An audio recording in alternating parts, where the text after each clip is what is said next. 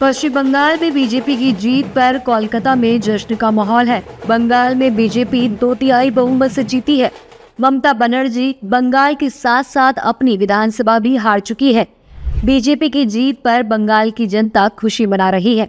हालांकि टीएमसी हारने के बाद बंगाल की जनता ने खुलकर बोला है और राज्य में सत्ता परिवर्तन को जरूरी बताया है। टीएमसी शासन में स्थानीय लोगों ने ममता बनर्जी पर महिलाओं की सुरक्षा न कर पाने की बात भी कही है। बंगाल की महिलाओं ने माना है कि टीएमसी महिलाओं की सुरक्षा करने में पूरी तरह से फेल रही और सत्ता परिवर्तन होना जरूरी है। अगली सरकार महिलाओं को सुरक्षा देगी और राज्य में विकास करेगी। मेरे हिसाब से तो बहुत ज़्यादा बेनिफिशियल रहेगा, खासकर लेडीज़ के लिए, महिला शक्ति के लिए। जो प्रेशर था एक बंगाल के लोगों पे, वो सब हट जाएगा। एक इंडिपेंडेंट लाइफ जीना शुरू करेंगे सब।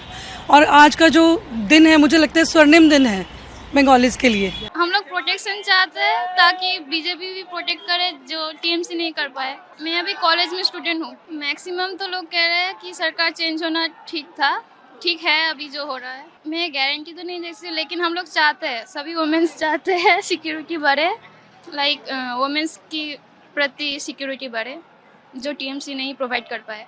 सही हुआ है, जो हुआ है सही हुआ है।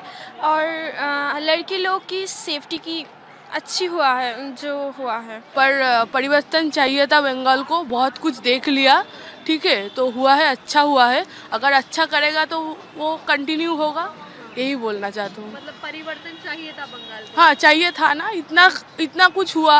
अगर एक वुमेन सेफ्टी नहीं है कोई स्टेट में तो क्या ही बोला जाएगा। जो हुआ है आरजी कौर मामला में सभी देखा है, पूरा वर्ल्ड देखा है क्या हुआ है, तो चाहिए था, ये तो चाहिए था। अभी जो नया महिलाओं की सुरक्षा के साथ साथ राज्य के विकास को लेकर भी स्थानीय लोगों ने चिंता जताई है। स्थानीय लोगों का कहना है कि हर 5 में से 10 साल में सत्ता परिवर्तन होना जरूरी है।